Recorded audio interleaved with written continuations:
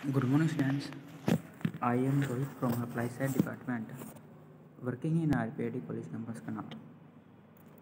तो last video के अंदर हम डिस्कस करते हैं रैंडम वेरिएबल। आज हम डिस्कस करेंगे प्रोबेबिलिटी डिस्ट्रीब्यूशन। प्रोबेबिलिटी डिस्ट्रीब्यूशन देखो, प्रोबेबिलिटी डिस्ट्रीब्यूशन क्या होती है? जो मेरे पास जो प्रोबेबिलिटी की value with respect to random variable जो होगी तो उसको बोलेंगे अगर उसको हम टेबल के फॉर्म में लिखते उसको बोलेंगे रैंडम प्रोबेबिलिटी डिस्ट्रीब्यूशन। दैट मैंने मान लिया कि P1 P2 P3 P4 that as P N B है, मेरे पास प्रोबेबिलिटीज है रैंडम वेरिएबल एक्स की, और एक्स की वैल्यू कैपिटल एक्स की वैल्यू क्या x1 x2 x3 and one respectively such that x of this is equal to x1 P1 x2 P2 x3 P3। तो this is probability distribution. Probability distribution क्या है?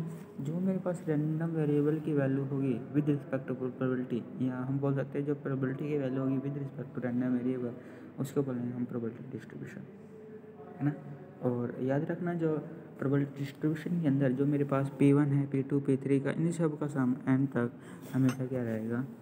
1 रहेगा, है ना। और प्रोबेबिलिटी की वैल्यू हमें पता है कि जो लाई करते हैं कहाँ से कहाँ तक, किसके बीच में लाई करते हैं? 0 से लेकर 1 तक, 0 से लेके 1 तक। For i is equal to 1 2 3 dash n। और यहाँ पर P1 P2 P3 plus debt है P4 Pn this is equal to 1। तो यहाँ से just summation i is equal to 1 से n P ऑफ x है दिस इज इक्वल टू 1। तो उसके बाद एक्सपेक्टेशन और mean of discrete random variable. इसमें क्या आएगा? The mean of random variable x denoted by e of x।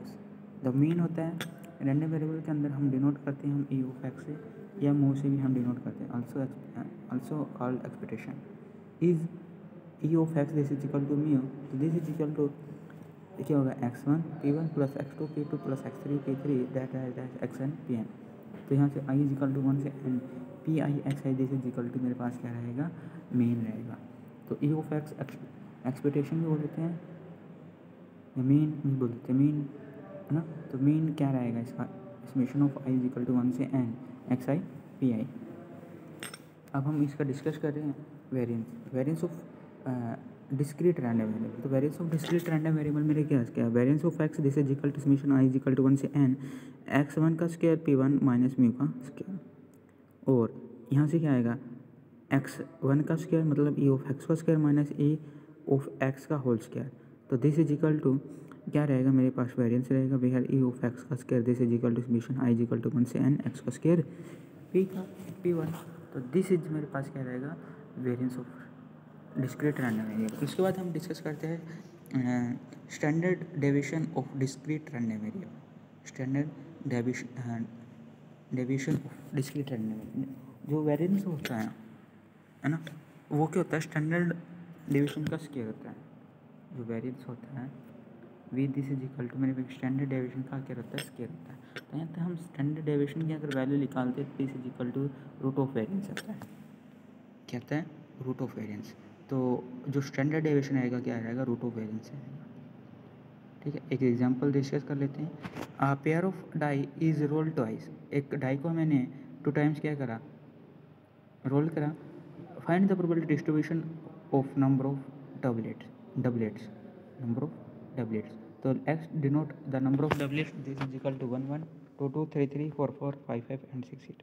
It is clearly x can be taken as the value of 0 1 2, है ना, कोई भी 0 1 2।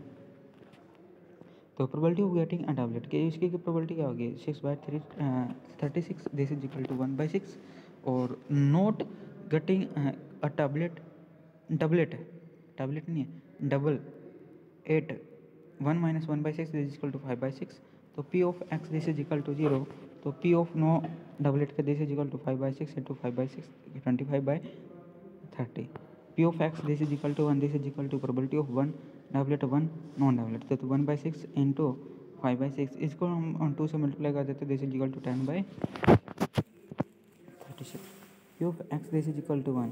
तो this is equal to probability of 2 doublet this is equal to, यहाँ पर 2 आएगा 1 नहीं आएगा, यहाँ पर 2 this is equal to 1/6 into 1/6 कितना 30/1/36।